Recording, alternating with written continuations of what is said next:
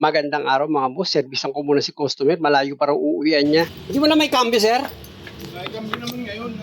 Kaninang araw, hindi niya na maikambyo itong sasakyan, kaya pinaservisan niyo ito sa akin. Lalo na daw pag traffic, hindi niya na maikambyo. Kaya check upin ko yan mga boss. Hindi raw may cambio. Naglulo ko to, sir. Naglulo ko. Minsan lubog. Ayan o, umano eh. Yung halimbawa na sa Oo. traffic, Oo. nawawala siya. Sa pag-check up na ginagawa ko dito, ramdam ko dito sa clutch pedal niya, yung clutch master assembly, yung repair kit niya, maaaring bumigay na. Actually mga boss, uuwi pa ng Quezon Province si customer. Nag-aalangan na siyang umuwi dahil nga sa lumulubog itong clutch pedal niya.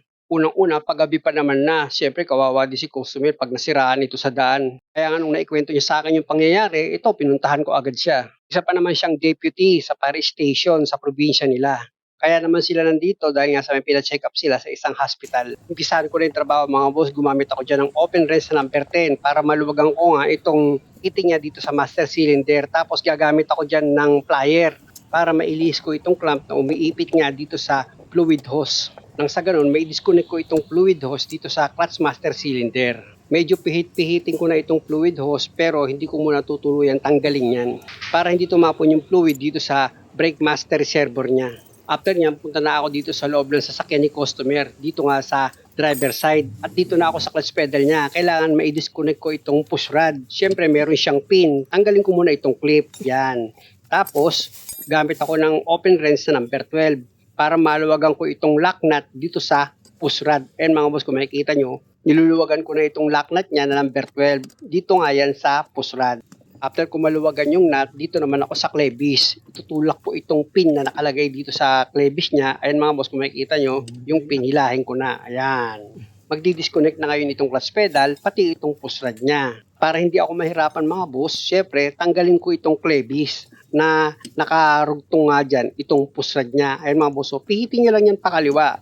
Ayan, natanggal na siya. Gamit ka ngayon ng box wrench na number 12 para maluwagan mo naman yung nut dito sa clutch master cylinder. Para maluwagan nyo yan, pihitin nyo itong nut pakaliwa. At pag maluwag na yan, pwede nyo ng kamayin niya mga boss para mas mabilis yung matanggal nga itong nut. Ito na mga boss, natanggal ko na itong nut.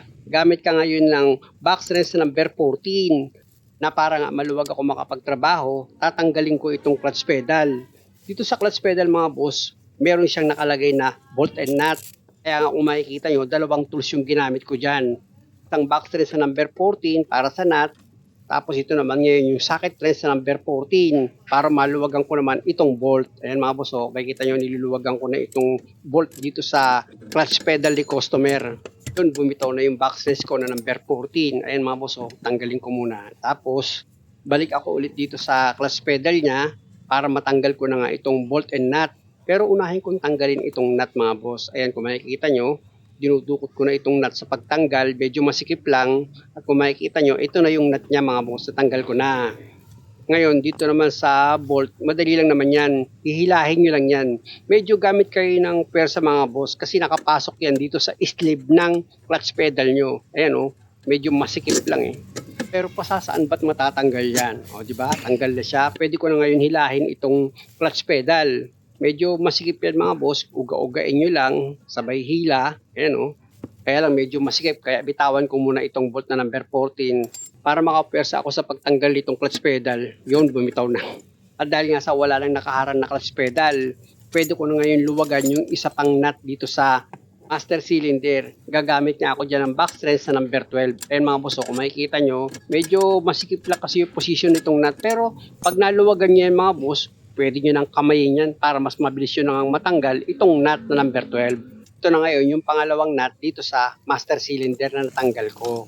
At dahil sa natanggal ko na yung mga nakakapit dito sa master cylinder, dito naman ako sa labas ng master cylinder mga boss. Siyempre, unahin ko tanggalin dyan itong fluid line niya, yung hose. Ayan o, hilahin niya mga boss para hindi siya abala. Yan. Kasi nakakonect yan dito sa master cylinder eh. Ayan yung nagbibigay ng fluid dito sa master cylinder na nakakonect naman yan dito sa brake master reservoir niya. Tapos yung fitting naman dito na nakalagay sa master cylinder, kung makikita nyo, ayan o, niluluwagan ko yan mga boss. Kailangan kasi mai-disconnect nyo rin yan.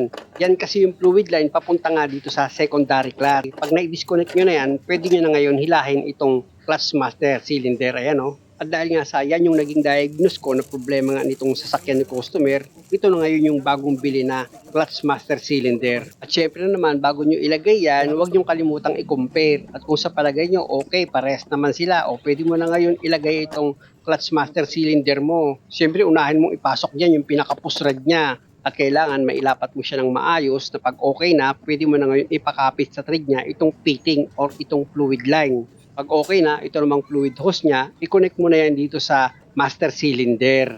Tapos gamit ka ng plier para mailagay mo nga itong clamp at maipit niya itong fluid hose. Nang sa ganun nga, hindi siya magkaroon ng leak na pag okay na, higpitan mo na itong fitting gamit niya itong open wrist mo na number 10. At pag okay na yung pagkakahigpit mo ng fitting, balik ka na ulit dito sa driver side. Pwede mo na ngayon ilagay yung dalawang nut na number 12. Dito nga yan sa master cylinder niya. Ito yung dalawang nut mga boss, ipakita ko muna sa inyo. Tapos ipakapit ko na yan dito sa thread niya. Ayan mga boss, ipakapit ko na yan sa thread niya. Tapos ito naman ngayon yung pangalawang nut. Papakapit ko na rin yan syempre sa thread niya. At dahil nga sana ipakapit ko na yan sa thread niya, gagamit ako ngayon ng backstrees na number 12. Syempre para i-final ko na yung higpit dito sa dalawang nut ng master cylinder. At pag okay na, pwede ko na ngayon ilagay itong clutch pedal. Sa paglagay naman itong clutch pedal mga boss, syempre yung butas niyan dito sa dulo ng clutch pedal, itapat niyo sa butas ng housing niya para pag inilagay niyo na itong bolt na number 14, ayan mga boss, makikita niyo na ilagay ko na, isunod mo naman sa ilagay itong nut niya na number 14, ipakapit niyo na yan sa thread niya. Ayan mga boss, na ipakapit ko na. Dahil sa kontrahan yan, bolt and nut, ilagay mo muna itong backstread sa number 14 dito sa nut. Ipakapit nyo yan mga boss. Ayan yung backstread sa number 14. Tapos dito naman sa bolt, ayan yung socket thread sa number 14. Higpitan nyo na itong bolt. Siyempre, ibig kong sabihin, i-final nyo na yung higpit. Kapag okay na yung pagkakahigpit, pwede mo na ngayon tanggalin yung pinangontra mo na backstread sa number 14. Ayan mga boss, tinanggal ko na. Dahil so okay na ako dyan, dito na ako sa clevis niya. Dapat itong clevis na nakakonect nga dyan yung pusrad, may gitna niya dito sa clutch pedal mo para mailagay mo itong pin. Ayan mga boss, yung pin dito sa clevis. Tinusok ko lang naman yan, tapos idiin mo na itong clutch pedal, ilaro-laro mo siya. Pag okay na, ilagay mo na itong clip dito sa pin. Ayan yung maglalak para itong pin hindi siya mahugot. At pag okay na, pwede mo na ngayon ilagay itong return spring niya. Ayan yung return spring mga boss, ikalawit nyo lang yan dito sa clutch pedal nyo. Tapos yung kabilang dulo niyan, ikakalawit nyo lang dito sa may steering. Para nga pag diniinan mo itong clutch pedal mo, babalik itong clutch pedal, aangat uli siya. Ayun ang purpose nitong return spring. At pag okay na, pwede ko na ngayon testingin itong clutch pedal. Siyempre, ididiin siya. Ayan yan. Hindi pa nabibili dyan mga boss, pero kung makikita nyo, di ba, pag inapakan mo itong clutch pedal, umaangat na siya. Yun nga ay dahil sa return spring. Punta na ako dito sa harapan ng sasakyan ng customer para tanggalin ko nga itong cap ng fluid reservoir. Tapos gamit ako ng open wrist na number 10 para mai-final ko naman yung higpit dito sa nut ng clutch master cylinder. Tapos pwede na ako ngayon magsalin ng brake fluid dito sa brake master reservoir ni customer para makapag-bleed na ako dito sa secondary clutch niya. Ayun yung secondary clutch mga boss, nandyan yung bleeder niya Diyan kayo magbi-bleed sa baba.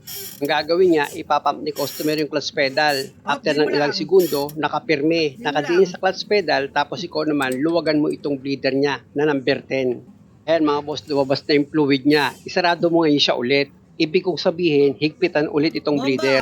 Tsaka mo ngayon ipapump ulit itong clutch pedal niya. After ulit ng ilang segundo, tigil ka sa pag-pump, nakadiin sa clutch pedal, tsaka mo ngayon luwagan yung bleeder. O, di ba? Lumabas na yung fluid niya. Tapos bomba ulit. Ganun lang hanggang sa yung lalabas na fluid dito sa secondary clutch or dito sa bleeder niya, buo na. Gaya niyan mga boss, buo na yung fluid na lumalabas. Pwede na yan. At malalaman nyo naman na tama na yung pagkakableed nyo dahil nga yung clutch pedal nito, babalik na siya sa normal. Bali, magkakaroon na lang ng adjustment kung gaano kataas yung gusto ni customer pag binitawan niya nga itong clutch pedal. Pero i-check ko pa rin yan para sigurado. Sige sir. Teka, tanggalin ko yung para ma-start natin. Yung ilaw pala na ginamit ko mga boss, kailangan tanggalin ko yan. Baka mamaya kainin itong fan blade niya pag in-start itong makina. Pati yung ilaw mga boss, kung gumamit kayo, tanggalin nyo rin yun. Tsaka nyo ngayon ilagay itong cap ng fluid reservoir. At pag okay na, pa-start ko na itong makina.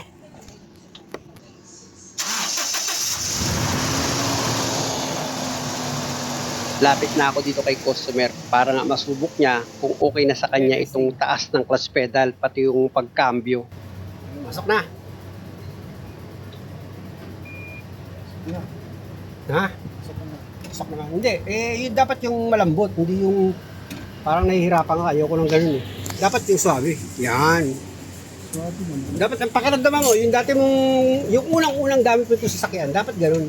Ganun. Ganyan na, ganyan na. Okay na sa'yo yan? O sige, wala problema. Sa akin kasi, yung gusto ko yung hindi ka mahirapan magkambyo. Di ba? O, okay sa'yo yan. Ganyan na ba yung dati mo? Ganyan na. Medyo malapit ng konti. Oo, malayo mo konti. Sige, adjust natin. Baba. Konti O, lang. sige, adjust natin. Alam niyo mga boss, hindi ako satisfied pag nakita ko yung customer na parang nahihirapan siya magkambyo. Nung una, pwede ko naman i-adjust yan pag nahihirapan siyang magkambyo. Ayan o, kung makikita nyo, yung lock nut niya, niluwagan ko, para nga itong push rod niya, maikot ko yan pakaliwa para humaba siya. Ganun lang naman ang pag-adjust nitong push rod. Tapos pwede mo na ngayon higpitan ulit itong nut niya para itong push rod hindi na siya umikot. Ayan mga boss, ginamitan ko na yan open rest na number 12 para ma-final ko na nga yung higpit dito sa lock nut niya. Tapos ipasubok ko ulit ito kay customer. Sige, testing. Maganda kasi mga boss sa paghatol ni customer, yung bang masaya siya. Kumbaga yung satisfied ba siya. Kaya lang mukhang hindi na nakapagsalita si customer hindi na siya umiimik Ano? Mukhang hindi na maalala ni customer yung dating pag-apak niya dito sa clutch pedal. Hindi niya na ma-recall. Ba't ako? Ikaw yung nagamit Ako na lang. Okay na yun. Okay na? Hindi, ako pa rin. Kasi malayo po mo eh. Actually mga boss, nasanay si customer dito na pag inapakan niya nga itong clutch pedal, matigas ito pag ikinakambyo. Ngayon, malambot na ikambyo yan. Lambot oh. Lambot oh. Oh. Oh. Yun. Daliri lang oh. Isang kamay lang. Pwede niya. In-adjust din. Siyempre. Oh. Baka naman yan. Mahirap yung... Para kasi nahihirapan ako sa sir eh. Dati nasabit yan Matigas Oo. yung primera. Oo. Oh, atras. Isang kamay Oh. lang. Sa kamay, daliri nga lang yan eh. Oo. Daliri lang pala. Kasi sir, pag nagkakambyo kayo, minsan, hindi niya masyado, hindi niya tatapakan maigi. Hindi tapak na maigi Nakikita ko, parang nahihirapan ka eh. Hindi tapak na maigi. Oo, dapat tapakan maigi. Kasi unang-una, itong upuan mo, in-adjust ko to malayo. Malayo. Kaya, Oo nga. nakita ko, tama ko, bumelo ako. Kasi alam ko, malayo yung upuan eh. Kaya nung may kakambyo ka, pag inapakan ko yung clutch, lambot. Baka sumobra naman kasi ako sa pag-adjust eh, Oo. Di ba? Sir? Ayos. Ayos. Huwag kayong mag-alala mga boss, kahit na malambot ikambyo yan, pag binitawan mo itong clutch pedal niya, hindi siya mataas, hindi rin siya mababa. Kumbaga tama lang yung pagkaka-adjust ko. At ayon naman nga kay customer, okay na sa kanya itong taas ng clutch pedal. At dahil sa okay na ito mga boss, pwede ko na ngayon ibalik itong mga cover na tinanggal ko. Importante rin kasi mga boss na matanggal nyo itong mga cover niya dito sa harapan para maliwanag nyo makikita itong mga ginagawa nyo. At sa pagkabit naman itong mga cover, meron naman siyang guide kaya hindi kayo maliligaw. Muli mga boss, maraming salamat sa panonood. Sana nakakuha kayo ng idea at kung maaari, huwag nyo naman sanang kalimutang mag-subscribe sa channel ko. Maraming salamat.